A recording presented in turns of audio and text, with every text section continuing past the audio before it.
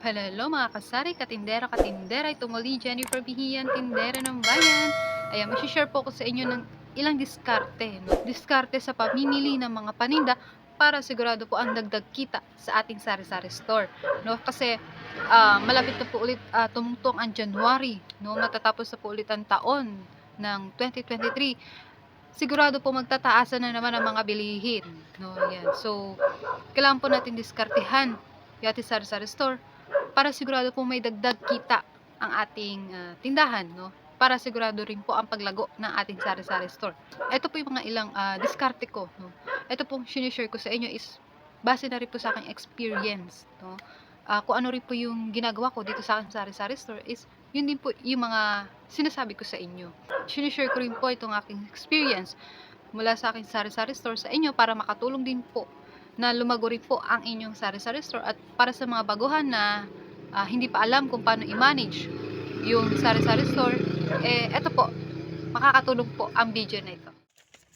Yeah mga kaibigan, ito po yung isa kong diskarte sa pamimili ng aking mga paninda dito sa aking sari-sari store. Ayan, bumili po ako ng isang box na Youngstown sardines, kulay green po, 100 cans po. Yan, yung isang box po nito sa grocery is 2,225 pesos po. Ayan, ito lang po talaga yung in-order ko sa grocery.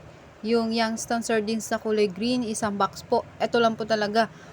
Isinabay ko na lang po ito sa ilista ko kasi collection day po Friday. So, dineliver po ito ng Friday. Bakit po ako bumili ng isang box? Kasi ito pong Youngstown sardines na green is malapit na po magtaas ng presyo. So, nag-stock na po ako ng marami bago pa po tumaas yung presyo nito, no? Kaya, bumili na po ako ng isang box. Kasi pag tumaas na po yung presyo ng Youngstown sardines, so pwede ko na po ipantay yung presyo ko sa updated na price, no? Kaya mayroon pong dagdag kita. Kapag nalalaman natin na malapit na magtaas, so mag-stock na po tayo ng marami para magkaroon tayong dagdag kita sa ating sari-sari store. So yung mga kaibigan, 100 pieces po na Youngstown green. Ayan, so matagal pa naman po ang expiration nito, 2026. So bago pa ito ma-expired, ubos na po at nakapag-stock na po ulit ng bago. At saktong-sakto rin naman po mga kaibigan na wala na po akong stock ng sardines na green kasi yung ahente ko po is naubusan daw po sila ng stock ng 555. No? Sa kanila po talaga ako kumukuha ng 555 sardines. So, nagkataon po na naubusan sila ng stock kaya check po ako sa grocery. So, nakita ko nga po ang 555 doon, nagtaas na po ng presyo. At ito pong Youngstown, hindi pa po nagtataas. Kaya nag-stock na po ako ng marami. Bumili na po ako ng isang box. Mga ilang linggo lang po mga kaibigan, magtataas na rin po itong Youngstown na green. No? So, kung wala pa po kayong stock ng Youngstown na sardinas, mag-stock na po kayo ngayon. Check nyo na po sa grocery kung still pa rin ang presyo nila. Ito po kasing bread na to, ang huling nagtataas ng presyo. Kaya kapag nakita ko na nagtaas na po yung presyo ng 555, Youngstown na po yung bibilhin kong sardinas. At kapag tumaas naman na po ang Youngstown, lilipat na ako sa 555 kasi yun ang medyo mababa ang presyo. So yung mga kaibigan, ito po yung isa sa diskarte ko sa pamimili ng mga paninda para mayroong dagdag kita ang ating sari-sari store. Ayan, nag-stock po ako ng marami bago pa po tumaas ang presyo.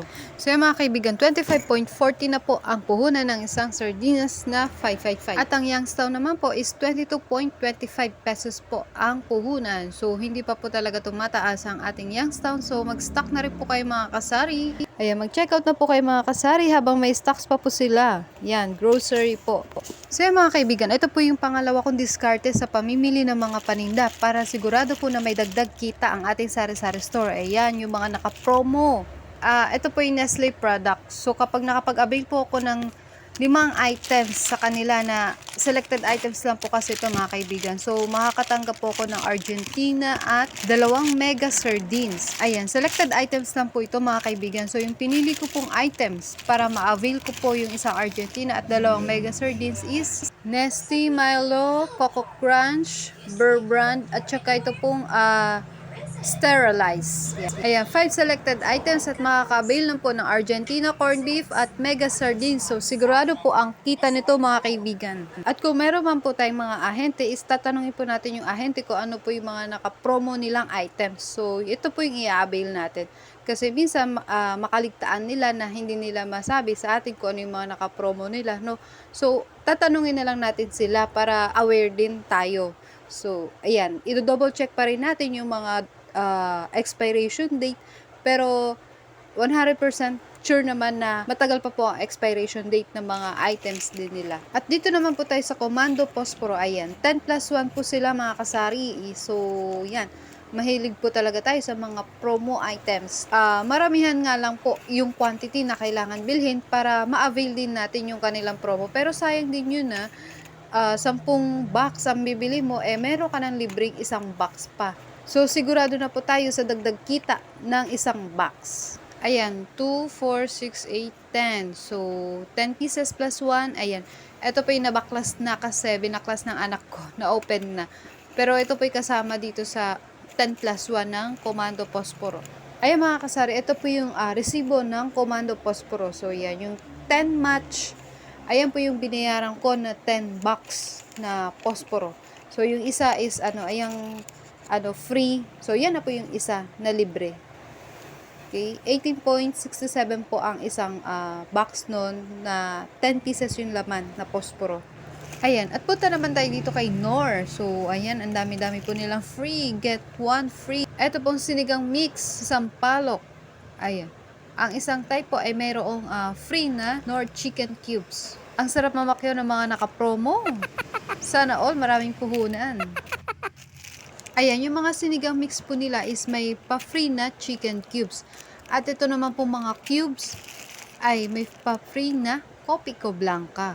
Masarap po talaga mag-wholesale ng mga ganitong items kasi fast moving po ito sa ating sari-sari store. No, yung mga pangluto at saka yung kape. Lalong-lalo na po sa umaga. So, yung mga kasari, marami pong pa-free ang Unilever product ngayon. So, avail na po natin yan dahil dito, sigurado ang dagdag kita at sigurado rin po na lalago ang ating sari-sari store. So, mga kaibigan, ganun po yung diskarte ko sa pamimili ng mga paninda para sigurado po ang dagdag kita ng ating sari-sari store. Ganun po yung lagi kong ginagawa. Ayan, yung una-una po nakabantay po ko sa presyo, lalong-lalo na po sa mga fast-moving items. Kapag alam ko po na magtataas na po next week or in the other week, yung items na yon, dadamihan ko na po yung pagbili ng items no kasi magtataas na next week. Kapag nakapag-stock na po ko ng items and then tumaas na, so meron tayong dagdag kita. Ganung diskarte pa lang po. Kitang-kita na mayroong dagdag kita, 'di ba? So kailangan lang po talaga natin na mayroong puhunan, 'di ba? Na pang-stock para do sa mga items na tataas na next week. Dalawang diskarte ko po is yung mga 5+1, yung mga naka-promo. Yan po yung unang-una kong kinukuha. Pero syempre, check po natin yung mga expiration date. Kasi doon pa lang, sigurado na po talaga ang kita, na may dagdag kita. Ayan, yung pangatlong diskarte po na sigurado po na may dagdag kita is mula sa pagre-repack. Times 2, times 3 po ang kitaan pag tayo po'y nag-repack ng mga items. Tatlong diskarte po na yun mga kaibigan. Sigurado. Dagdag kita at sigurado po ang paglago ng ating sari-sari store. Yan. I hope nakatulong po sa inyo ang video na ito para lumago na rin po ang inyong sari-sari store at magkaroon po kayo ng idea para sa inyo rin po sari-sari stores. I hope nakatulong po ang video na ito, lalong-lalo na po sa mga baguhan. Okay? So yan, hanggang dito na lamang po. Hanggang sa muli, thank you for watching. Kung bago pa lang po kayo sa aking channel, please click nyo na po ang subscribe. No? Thank you for watching. Bye-bye. Happy selling. God bless.